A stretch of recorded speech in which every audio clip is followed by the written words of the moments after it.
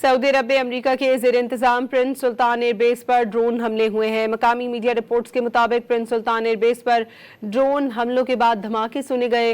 ये अड्डा सऊदी अरब के मशरिकी खित्ते में वाक़ है, जहां इससे पहले 4 ड्रोन हमले किए गए। सऊदी वज़ारत दिफा के मुताबिक 2 घंटे के दौरान 4 ड्रोन को फ़ज़ा में ही रोक कर तबाह कर दिया गया।